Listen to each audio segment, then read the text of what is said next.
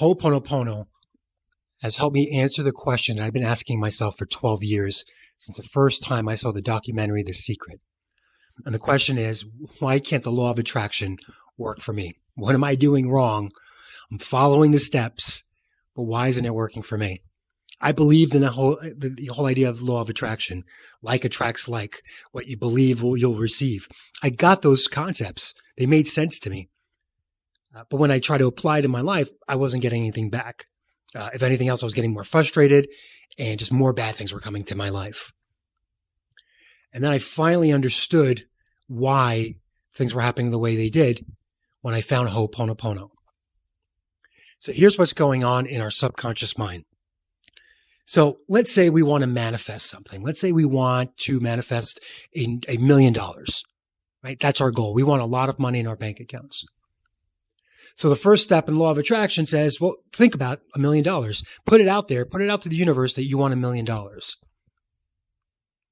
And then you have to kind of feed that feeling with emotion. You've got to get excited about it. And if you can hold that thought long enough, your $1 million or whatever it is you're thinking about will come to you.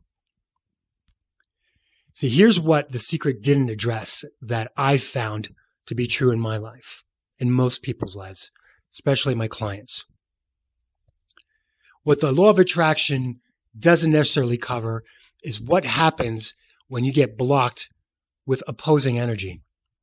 So in this scenario, I'm asking for $1 million from the universe.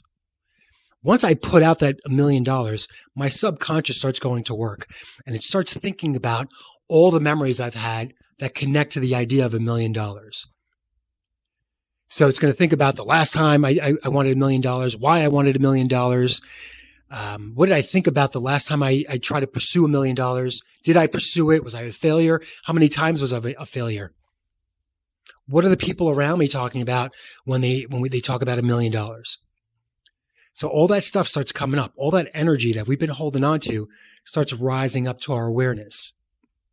And all of a sudden, we forget about this $1 million and we're now in the story of all this other stuff, all this negative energy. And really what's happening is our subconscious is pulling up all the energy of past memories, past thoughts that might be opposing what we want. So our job isn't necessarily to keep thinking and wishing of what we want. If we wish hard enough, it'll happen. Our job is to eliminate or release anything that's inside us that's holding us back, that's creating the blocks. Because we are by far and only our worst enemy. There's no one else. Whatever problems we perceive outside in the world actually exist inside of us. So we can continue to do the things that we did in the past, which is blame other people and fight and work hard and then hope and feel desperate and all these other things that we've been doing for so long that haven't worked. Or we can finally come to this understanding that everything that's going on is just inside of us. And we just have to get out of our own way. Ho'oponopono allows us to get out of our own way. It allows us to release that energy that keeps creeping up every time we want to move forward in life. That information, that energy, we call it data in Ho'oponopono, but that data doesn't belong to you. You need to understand that. That data has been inherited from your life, right? So when you were growing up, everyone was downloading their opinions and calling it fact. And you had to trust them because they were your safety nets, right? They were the ones that were going to keep you safe and help you move forward in life. So you believed it and it became a fact. But we've never tested ourselves. We never asked ourselves, is this information correct? So we've lived a life based on this old information. We've made judgments. We've made decisions in our lives based on the information that we received when we were children. So we know now that a lot of the information that was given to us isn't serving us. But we, for whatever reason, we can't stop thinking about it. We can't stop having the same actions. We can't stop doing the same things, creating the same choices. So Ho'oponopono, again, allows us to erase that. And the simple way to do that is through the Ho'oponopono mantra, which is a 4-phrase. Thank you, I love you, please forgive me, and I'm sorry. Its power is in its simplicity. Just by saying this mantra over and over again, thank you, I love you, please forgive me, I'm sorry, you're erasing that energy, that data that's governing us, that's running your subconscious mind. In my seminars and in my private coaching, I go into detail on how our subconscious controls us, but it just does. And it controls us based on the information that we provide our subconscious. So the way we provide information to our subconscious is our thoughts. What we say, what we do, how we feel creates our belief system. So as we're creating these new feelings and these new beliefs, we got to start erasing some of the old stuff, the old beliefs that aren't serving us anymore. So thank you, I love you, please forgive me, I'm sorry, will help you erase it. Just by saying it alone, it's going to erase it. Because we have to remind ourselves that words in themselves don't have any energy. They're valueless. We put meaning in our words. So think about the word, I love you. Think about the meaning that's already instilled in it. Your subconscious will clean on that word, I love you. It will erase the data. It knows that anything that's not I love you, does not feel like I love you, has to go away. So by doing the mantra, we're doing what we call cleaning. We're cleaning our house up. We're letting go of all the things that don't serve us anymore. So what doesn't serve us anymore? At this point in this process, you've learned that you have to have purpose. And anything that's in your space that's leading you towards purpose will stay. Anything that doesn't, that isn't serving your purpose, has to go. When you do your cleaning, when you say thank you and I love you, please forgive me and I'm sorry, you're erasing your subconscious memories. So all those problems that were problems are going to go away. Why does this work? How does just saying these simple phrases erase lifetimes of trauma and memories and heavy emotions and anger? How does that work? So here's a survey that was really interesting to me and that helped me connect with this information. On average, we have 70,000 thoughts a day. 70,000, whether we're conscious of them or not. Of those 70,000 thoughts, 95% of them are habitual. So in other words, every day, 95% of our day, we're doing and saying the same things over and over again. There's a program in us that creates these loops. We don't realize it because we're not aware of them. But this energy just keeps repeating itself over and over again. So when you have problems that keep creeping up, there's a reason for it. This is no accident, right? And things didn't just happen to you out of sheer luck. There's an energy behind it, and we want to erase the energies that aren't serving us, and we want to replace it with the energies that do serve us. So think about those 95% of those thoughts. Only 5% of your thoughts are original, are creative. 95% of that is the same thoughts you had yesterday and the day before that and the year before that and the year before that. So no wonder we keep having the same problems in our lives.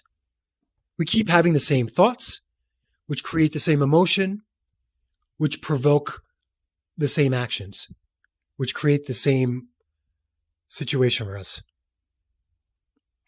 If we want to change our lives, we have to change our thinking.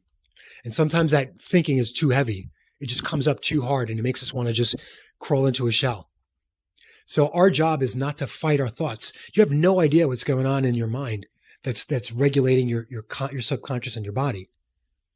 But our job isn't to figure that out. Our job is just to keep erasing. Let a higher energy, let a higher divine source figure it out. Figure out what needs to go. That's not our job. Our job is to kind of let go of it. So we say thank you and I love you. Please forgive me. And I'm sorry. When I first started doing this practice, when I first learned about it, I would do it when I was feeling anxious, when heavy stuff was starting to come up and I had a hard time dealing with it. So I just kept saying the mantra over and over again because there's really no wrong way of saying it. Just say it. Thank you. I love you. Please forgive me. I'm sorry. Even if you just choose to say thank you or I love you, just keep repeating it over and over again. So when I was doing it, I found after a few seconds, after a few minutes, I started feeling really good. It felt better. Then I noticed I would clean so much. I'd say the mantra so much that I'd forget what I was cleaning on. Like minutes would go by and I'm like, what was I even cleaning on? So I recognize that maybe I shouldn't do this cleaning just when things are feeling heavy, when things are feeling bad. Why wait till that? Why wait for the storm? So now I clean all the time. I say the mantra in my mind all the time. Because think about this. Think about all that self-talk that we do on a daily basis. I'm not good enough. I can't do this. I'm worthless. I'm such a shit. We say this to ourselves. Why? And think about how many of those 70,000 thoughts are those kind of thoughts. So if you're saying thank you and I love you and please forgive me and I'm sorry, you can't be saying I'm a shit. You can't say I'm not worthy. I'm not capable. So we're erasing the language that's creating the energy that's creating your problem. That's kind of a simple way of looking at it. Ho'oponopono is much deeper than this. And if you really want to know yourself, you remember, know thyself. If you want to know thyself, I encourage you to continue this practice. Perhaps sign up for one of the programs that are on my website or sign up for one of our private sessions or group sessions. But if you really want to know how deep this rabbit hole goes, I'd encourage you to look further. There are free videos on YouTube. You can just type in Ho'oponopono. There's tons of content out there. But this practice is truly amazing. In a short period of time, I've been able to release stress and anxiety. I'm off antidepressants. I'm off ADD medication. I lost 60 pounds in, I believe, 3 months, just under 90 days. Things happen to me that my awareness has changed completely because of this practice. But for this practice to work, there's a couple of things you need to understand. There's a process to this. One, you have to do it. It only works when you're doing it. If you're putting in the work, it'll work. And you're going to see it almost immediately. But these three processes, these three steps that I'll call, the first step is you have to be 100% responsible of everything that's in your awareness, of everything in your life. So the philosophy is you are truly the creator of your life. Everything in it, energetically, you've put in there. All the good stuff, all the bad stuff, whatever you consider good or bad, you've put it there. So if there's something in my life that's giving me unease, if there's something that's creating tension or stress, or is not creating prosperity and joy, I got to clean on it because it doesn't belong there. It's my responsibility. And I mean that quite literally, everything. If I'm having a conversation with somebody that's upsetting to me, who's feeling upset? I am. The emotion is within me. So I need to clean on that. If something bothers me, if something takes me out of imbalance, I have to clean on it. It's not my job to change the world, right? I can't decide what's good or bad in the world, but I can decide how I feel about it. And if I feel imbalanced about something, then I have to clean on it and bring me back into balance. But it only works when I'm 100% responsible. Because what I'm learning through this process, through this education, is that the universe brings me things for me to clean on. Brings me people that I need to understand something about myself.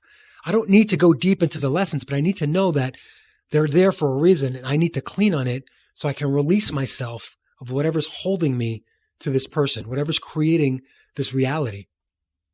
And if you do this, I promise you, you're going to feel life shift in ways that are unimaginable. Love, you're going to feel love that you've never thought possible. But let me be clear about something very important. When I say thank you, when I say I love you, please forgive me and I'm sorry, I'm not saying that to anybody outside of me. I'm saying that to myself. Because the only person I have to seek forgiveness from is me. The only one that's judging me or that even matters is me. The only person that's holding me back is me. More specifically, the energy I've chosen to carry, the hate I've been lugging around thinking it's important for some reason, so I shouldn't let go of it. Right? So we got to forgive ourselves for holding on to that hate, for not trying to be the bigger person in the situation, just so we can free ourselves from those emotions. I tell my clients all the time, sometimes we don't have a choice. We have to make a choice between either being happy or being right. For me, I choose happiness 100% of the time. I don't care if I'm right. Yeah. What's right? Right is subjective. I want to be happy. So anything that doesn't make me feel happy, I have to clean on it. I have to let go. I have to let go of that energy that's holding me. Because once I've let go enough of it, I become free. So the first step is becoming 100% responsible. Well, how do we become responsible? By cleaning, by doing the mantra, by going inside and doing the inner work, recognizing that whatever we're experiencing is happening in us. Outside is just a reflection of what's going on within us. So that's step 2. We clean. We clean on everything. I clean 24/7. I'm always cleaning. I wake up with the mantra running in my head. 70,000 thoughts a day. That's a lot of work. That's a lot of cleaning. Because here's what we need to understand. It's not our jobs to work hard to what we need. It's our jobs to decide what we want and then get out of our own way. Let the universe come in and do its job. We just have to decide, and then we have to let go. We have to be specific in our direction. We have to be clear and then let go. That's our job. And then we let the universe do whatever it needs to do. And we let go by cleaning. 70,000 thoughts a day. It's incredible. So eventually we're going to clean so much where you can't help but look at life differently. Things just shift. Clarity comes. Where you mostly saw negativity, that's gone. And now positive comes your way. Love just comes your way. Answers just come. We get to a point where in HO OPONOPONO we call it 0. 0 is where you're thoughtless. In Buddhism, they call it the void of thought. In Christianity, they call it purity. But there's this part, there's a process, there's a step where that mind chatter has stopped, or at least slowed down enough where another voice comes in. And that's step 3. Take massive inspired actions. When you clear your mind enough, another voice will come up.